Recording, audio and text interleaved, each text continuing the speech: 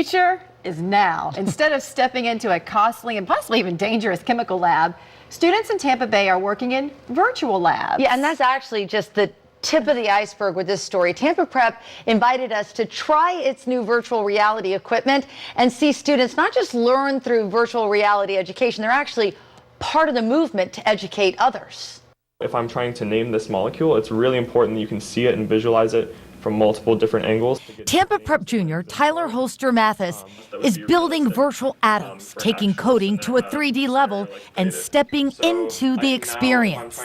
You can see that there are objects which are forming into planets. Carl Bertolino can take you on a virtual tour of our planetary system.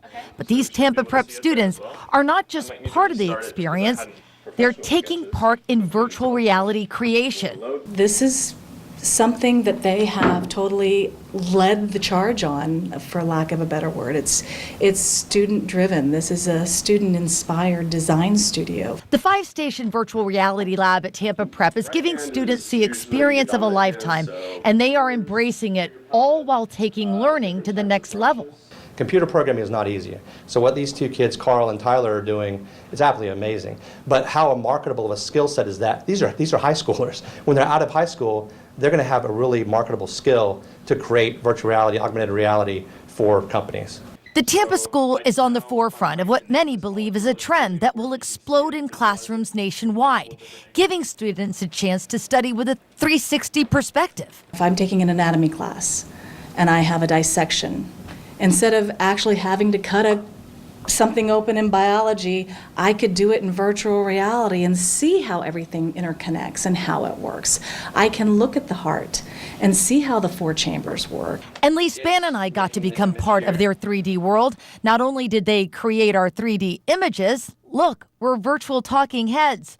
We got to step into a virtual world and try on the ocular riffs, creating art using new mediums. Like you can paint with fire, water, You can see how it's painting. Wow. There you go. and moving particles, all on a 360-degree canvas. So can I? All right, so Tampa Prep is a private school, but over the summer it does open its campus to kids from all over the Bay Area for virtual summer camps and coding camps. There's a huge emphasis on virtual art at the school as well, which I thought was really cool. Yeah, it's a way of inviting students into this VR world who may not otherwise love science, but this could really be their gateway into giving anything a try, any subject a try. And I will say that being in that virtual reality, it exceeded my expectations of what it was going to look like. I thought I was going to have to step over things, even though, in my brain, I know that I was in that one room, but I was trying to step over. It was so neat. It was really neat. And I think what's also important to point out is that colleges are looking at Tampa Prep right now, really impressed that high school students, they weren't even seniors.